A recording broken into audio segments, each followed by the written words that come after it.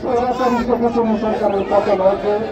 আমরা মনে করেছিলাম সাবেক সরকারের যোগাযোগ মন্ত্রী, আপনারা জানেন তার নাম কি ছিল, ওবায়দুল কাদের, মিস্টার ওটা একটি ডায়লগ দিয়েছিলেন, মাসুদ তুই ভালো হলি না। আমরা বলতে চাই 5ই আগস্টের পরেও, জুলাই আগস্ট বিপ্লবের পরেও পুলিশের চরিত্র বদলালো না। ভাইরা আমার,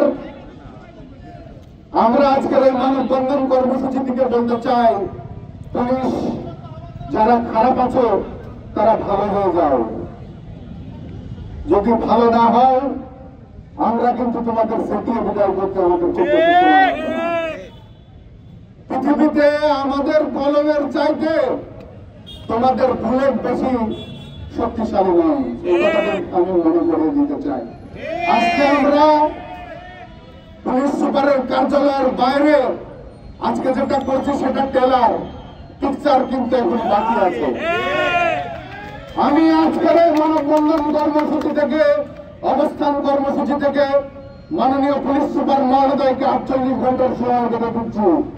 এই 48 ঘন্টা সময়ের মধ্যে যদি চিহ্নিত যেসব আসামির নামে মামলা দেওয়া হয়েছে, যেসব আসামির ছবি, নির্যাতনের ছবি, আমার সাংবাদিক সহকর্মীর নির্যাতনের ছবি ভাইরাল হয়েছে, সেসব আসামিদের যদি গ্রেফতার করতে 48 ঘন্টার মধ্যে আপনি ব্যর্থ হন, তাহলে কিন্তু আজকের এই মানববন্ধন কর্মসূচিটা 48 ঘন্টার পরে আপনার কার্যালয়ের সামনে গিয়ে করব, আপনার অফিসের সামনে গিয়ে করব। আমাদেরকে কঠোর হতে বাধ্য করবেন না। আমাদের পিঠ দেয়ালে থেকে গেছে।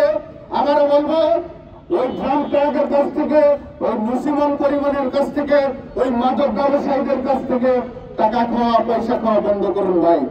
আজকে কুষ্টিয়ার 23 লক্ষ মানুষ চরম নিরাপত্তাহীনতায় ভুগছে।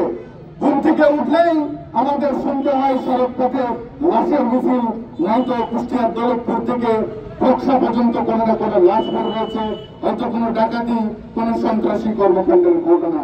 এভাবে চলতে দেওয়া যায় না।